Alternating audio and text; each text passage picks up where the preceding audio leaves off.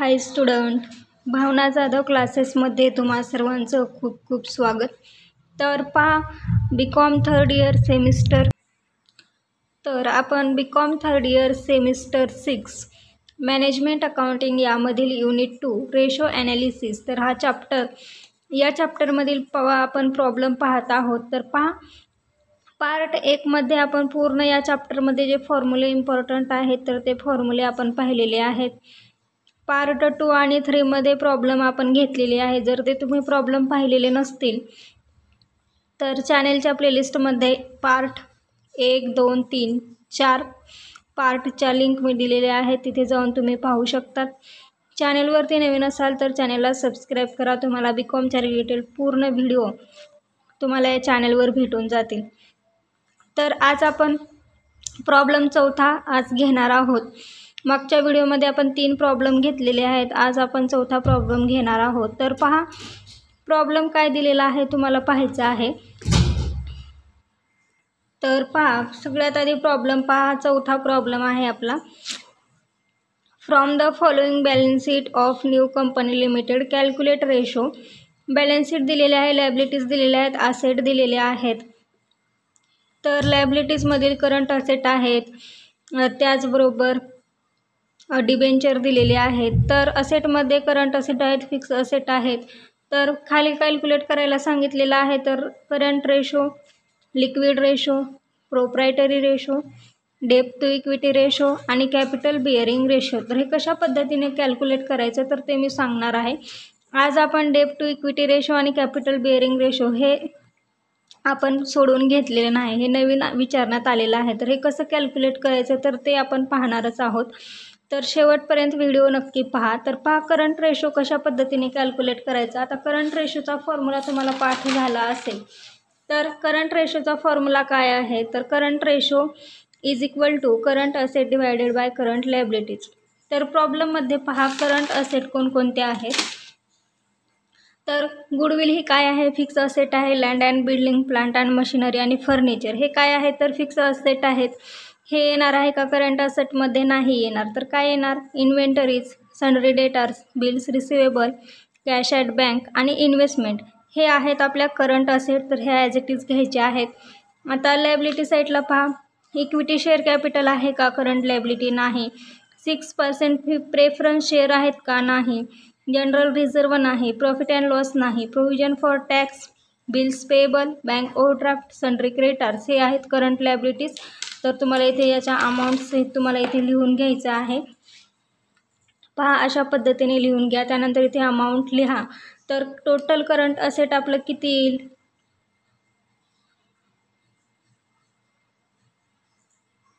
13,50,000 total current asset येईल आणि total liability येईल 4 लाख.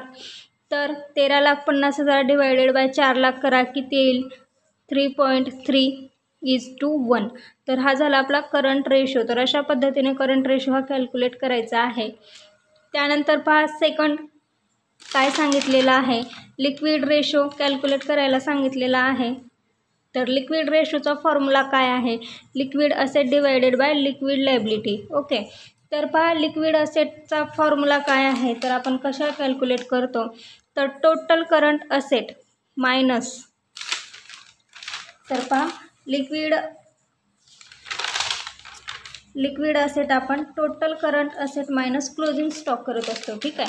तर क्लोजिंग स्टॉक आपल्याला प्रॉब्लेममध्ये दिलेला नाही, त्यामुळे इथे क्लोजिंग स्टॉक नसल्यामुळे आपण काय अजून करणार आहोत, करंट लिक्विड असेट.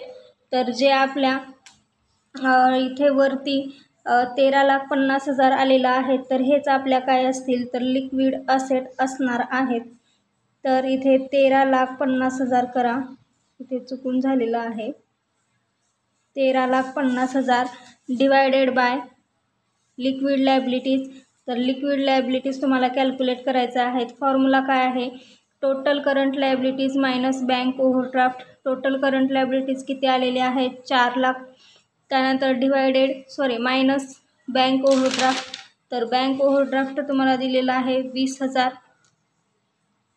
तर बँक ओव्हरड्राफ्ट 20,000 यातून लेस करा, किती येतील 3,80,000 उरतील. तर इथे लिक्विड लायबिलिटी 3,80,000 लिहा. 13,50,000 डिवायडेड बाय 3,80,000 किती येईल सांगा. तर पहा 13,50,000 डिवायडेड बाय 3,80,000 किती होतील. 3.5 इज इक्वल टू 1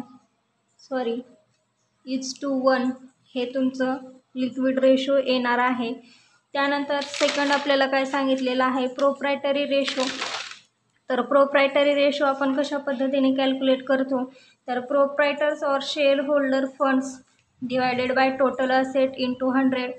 तर पहा इथे प्रॉब्लेममध्ये तुम्हाला प्रोप्रायटर्स फंड्स हे कॅल्क्युलेट करायचे आहेत. तर प्रोप्रायटरी फंड्स याचा फॉर्म्युला काय आहे, equity share capital plus 6% preference share capital plus general reserve plus profit and loss account. तर पहा प्रोप्रायटर्स फंड जेव्हा म्हटलेलं जातं तर equity share, 6% preference share, general reserve, profit and loss. तर याच्यात तुम्हाला अमाऊंट घ्यायचे आहेत आणि याची टोटल करा किती येईल, तर 20 लाख ही टोटल येणार आहे. त्यानंतर टोटल असेट. तर टोटल असेटमध्ये काय काय येईल, तर ज्या तुमच्या असेट आहेत fix asset plus current asset. तर प्रॉब्लेममध्ये पहा फिक्स असेट कोणकोणते आहेत, goodwill, land and building, plant and machinery, furniture, ह्या झाल्या फिक्स असेट. तर याची टोटल करा. त्यानंतर खाली करंट असेट आहेत, याची टोटल करा किती येईल. तर पहा फिक्स असेट. तर पहा फिक्स असेटची टोटल येईल 15,50,000 प्लस करंट असेटची टोटल येईल 13,50,000. तर या दोन्हीची टोटल मिळून किती येईल, तर 29 लाख ही टोटल येईल टोटल असेटची. तर इथे तुम्हाला करायचं आहे 20 लाख डिवायडेड बाय 29 लाख गुणिले 100 किती येईल, 68.96%. तर पर्सेंटेजमध्ये प्रोप्रायटरी रेशो हा येणार आहे. त्यानंतर पहा काय सांगितलेलं आहे, डेप्ट टू इक्विटी रेशो. तर डेप्ट टू इक्विटी रेशो याचा फॉर्म्युला काय आहे, external liabilities divided by internal liabilities. तर एक्सटर्नल लायबिलिटीज कॅल्क्युलेट करण्यासाठी आपल्याला आधी इंटरनल लायबिलिटीज हे कॅल्क्युलेट करावे लागतील. तर पहा कशा पद्धतीने करायचे आहे, त्याचे फॉर्म्युलेस मी तुम्हाला लिहून दिलेले आहेत. जर तुम्हाला माहिती नसेल तर आणखीन एकदा पहा. इथे तुम्हाला दिलेला आहे डेप्ट to equity ratio external liabilities divided by internal liabilities. तर एक्सटर्नल लायबिलिटीचा फॉर्म्युला काय आहे, total liabilities minus internal liabilities. तर हे तुम्हाला इथे लिहून घ्यायचं आहे. त्यानंतर तुम्हाला इथे फॉर्म्युला लिहायचा आहे इंटरनल लायबिलिटीचा. Internal liability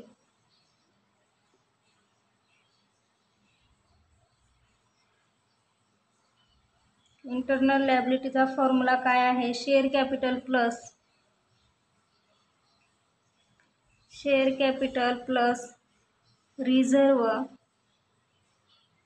plus profit and loss account. तर पहा टोटल लायबिलिटीज. तर लायबिलिटीची टोटल किती आहे, 29 लाख आपली टोटल लायबिलिटी आहे. तर टोटल लायबिलिटीची टोटल तुम्हाला इथे घ्यायची आहे डेप्ट टू टर्नओव्हर रेशो काढण्यासाठी.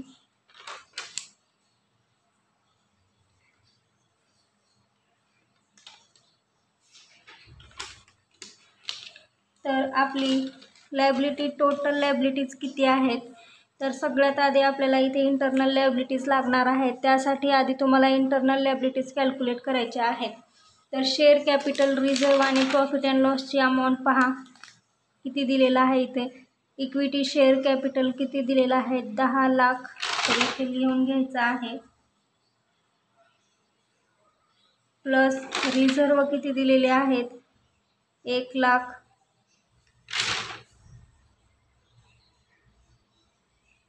प्रॉफिट अँड लॉस किती दिलेला आहे, तर 4 लाख.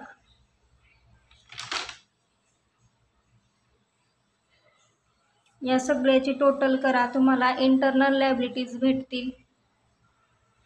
तर याची टोटल केल्यानंतर किती येईल, 15 लाख याची टोटल येईल. तर आपल्याला इंटरनल लायबिलिटीज भेटलेला आहे. टोटल लायबिलिटीज किती आहे, तर 29 लाख. मायनस इंटरनल लायबिलिटीज किती आलेले आहेत तर 15 लाख. करा कॅल्क्युलेशन. तर 14 लाख आपले एक्सटर्नल लायबिलिटी येणार आहे. इथे फॉर्म्युल्यामध्ये मांडा. तर एक्सटर्नल लायबिलिटीज किती आलेले आहेत 14 लाख डिवायडेड इंटरनल लायबिलिटीज किती आहेत तर 15 लाख. करा किती येईल पहा आन्सर. 14 लाख भागिले 15 लाख किती येईल 0.93. 0.93% आपला डेब्ट टू इक्विटी रेशो येणार आहे. काही चुकलं असेल तर तुम्ही कमेंटमध्ये सांगा. तर पहा 5वा काय सांगितलेलं आहे कॅपिटल बिअरिंग रेशो. तर कॅपिटल बिअरिंग रेशो आपण पाहिलेला नाही, तर आज आपण पाहणार आहोत. तर पहा कॅपिटल बिअरिंग रेशो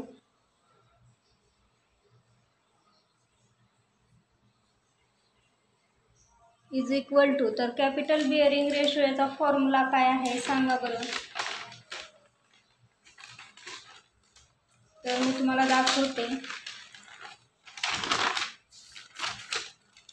पहा कॅपिटल बिअरिंग रेशो याचा फॉर्म्युला आहे fix interest bearing fund divided by equity share capital. तर पहा इक्विटी शेअर कॅपिटल आणि फिक्स इंटरेस्ट बिअरिंग फंड कशा पद्धतीने तुम्हाला कॅल्क्युलेट करायचं आहे याचा अगोदर फॉर्म्युला लिहून घ्यायचा आहे. Fix interest bearing fund divided equity share capital. Equity share capital. तर पहा आपल्याला काय करायचं आहे फिक्स इंटरेस्ट बिअरिंग फंड अगोदर कॅल्क्युलेट करायचं आहे. तर फिक्स इंटरेस्ट बिअरिंग फंड याचा फॉर्म्युला काय आहे debentures preference share capital plus other long term loan. ठीक आहे. तर प्रॉब्लेममध्ये आपल्याला लोन दिलेला आहे का लॉंग टर्म दिलेलं नाही. ठीक आहे. तर आपल्या फॉर्म्युल्यामध्ये फिक्स इंटरेस्ट बिअरिंग फंडमध्ये काय येणार डिबेंचर प्रेफरन्स शेअर कॅपिटल. तर आपल्याला डिबेंचर्स दिलेले आहेत. तर डिबेंचर्स किती दिलेले आहेत पहा.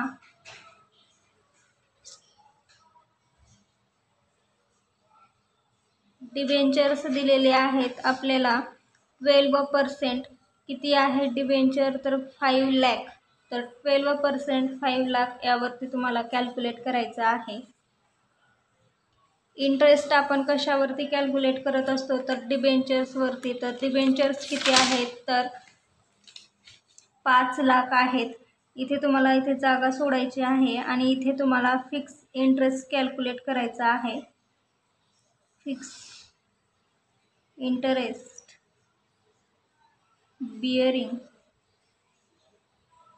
Fund is equal to. तर पहा इथे तुम्हाला प्रॉब्लेममध्ये 12% डिबेंचर दिलेले आहेत. 12% डिबेंचर किती दिलेले आहेत 5 लाख. 5 लाखाचे डिबेंचर्स दिलेले आहेत. तर कसं कॅल्क्युलेट करणार 5 लाख इंटू 12 डिवायडेड बाय 100 हे किती येईल तर हे येईल 60,000. त्यानंतर इक्विटी शेअर कॅपिटल कशा पद्धतीने कॅल्क्युलेट करणार तर इक्विटी शेअर कॅपिटलचा फॉर्म्युला काय आहे equity share capital plus all reserve and surplus plus profit and loss account. तर इक्विटी शेअर कॅपिटलचा फॉर्म्युला काय आहे equity share capital plus reserve plus profit and loss account. तर इक्विटी शेअर कॅपिटल किती आहे तर 10 लाख.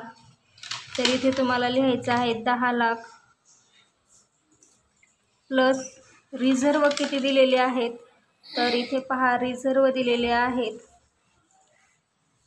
1 लाख. ठीक आहे, तर इथे रिझर्व लिहा 1 lakh plus profit and loss किती दिलेला आहे 4 लाख. तर याचे टोटल करा किती येईल तर इक्विटी शेअर कॅपिटल येईल 15 लाख. तर इथे फॉर्म्युल्यामध्ये घ्यायचं आहे. फिक्स इंटरेस्ट किती आलेला आहे 60,000 divided by equity share capital किती आलेला आहे तर 15 लाख किती येईल तर पहा कॅपिटल बिअरिंग रेशो येईल 0.04%. तर अशा पद्धतीने तुम्हाला कॅपिटल बिअरिंग रेशो हा कॅल्क्युलेट करायचा आहे. तर पार्ट 4 पर्यंतच्या लिंक मी डिस्क्रिप्शन बॉक्समध्ये दिलेल्या आहेत. तर पार्ट 5 पर्यंतच्या लिंक मी डिस्क्रिप्शन बॉक्समध्ये दिलेले आहेत. ते व्हिडिओ पाहिले नसतील तर डिस्क्रिप्शन बॉक्समध्ये जाऊन पाहू शकतात. चॅनलला सबस्क्राईब केलं नसेल तर सबस्क्राईब करा. व्हिडिओ आवडला तर नक्की लाईक करा.